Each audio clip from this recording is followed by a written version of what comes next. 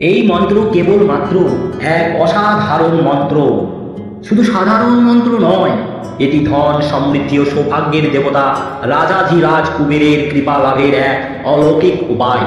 যদি ভক্তি ভরে এই মন্ত্র আপনি শ্রবণ করেন, তবে আপনার ঘরে অশেষ ধন সম্পদের আগমন হবে। এমনকি এত ধন আসবে যে আপনার ঘর সেই সম্পদ ধারণ করতে সক্ষম হতে পারবেন না। বিশ্বাস করা হয় এই মন্ত্র শ্রবণ করলে অতি অল্প সময়ের মধ্যে সুসংবাদ আসে। মাত্র 7 দিনের মধ্যেই জীবনে খুলে যায় ধন দৌলতের দ্বার, সংসারে শান্তি, সুখ ও সৌভাগ্যের বৃদ্ধি ঘটে। হিন্দু ধর্মের ভগবান কুবেরকে ধন সম্পদের অধিপতি বলা হয়। ভক্তি ভরে যদি এই মন্ত্র আপনি জপ করতে পারেন, তবে সংসারে অশান্তি দূর হয়, অর্থ কষ্ট ঘুচে যায় এবং ধন সম্পদের আগমন ঘটে।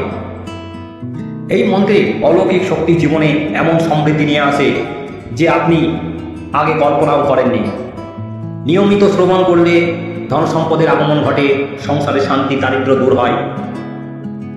এই মন্ত্রটি, যে মন্ত্র আপনাদেরকে শ্রবণ করতে চলেছি, সেই মন্ত্রটি আপনারা অবশ্যই শ্রবণ করুন। তার আগে ভিডিওটি যদি আপনাদের ভালো লেগে থাকে তাহলে একটি লাইক শেয়ার অবশ্যই করুন। যারা আমার চ্যানেলটিকে দেখছেন নতুন, তারা আমার চ্যানেলটিকে সাবস্ক্রাইব করে বেল আইকনটি টিপে আমার পাশে থাকুন। অবশ্যই সাবস্ক্রাইব করুন। তা চলুন সেই মন্ত্রটি আমি সবাই মিলে এই মন্ত্র শ্রবণ করি। মন্ত্রটি হলো ওম শ্রী হ্রিং ক্লিং শ্রীং ক্লিং বিত্তেশ্বরায় নমঃ। ओम श्रीं ह्रीं क्लीं श्रीं क्लीं वित्तेश्वराय नमः।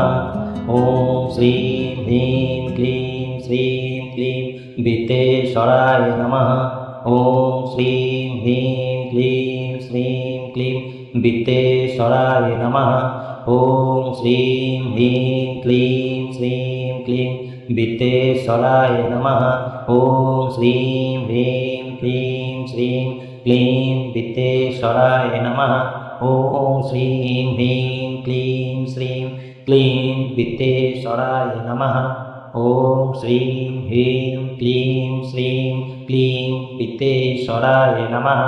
ओम श्रीं ह्रीं क्लीं श्रीं क्लीं वित्तेश्वराय नमः।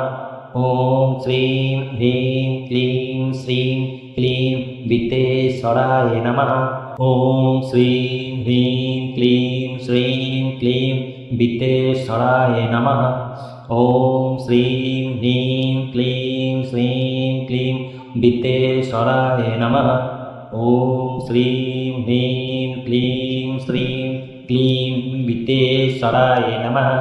ओम श्रीं ह्रीं क्लीं श्रीं क्लीं वित्तेश्वराय नमः। ओम श्रीं ह्रीं क्लीं श्रीं क्लीं वित्तेश्वराय नमः।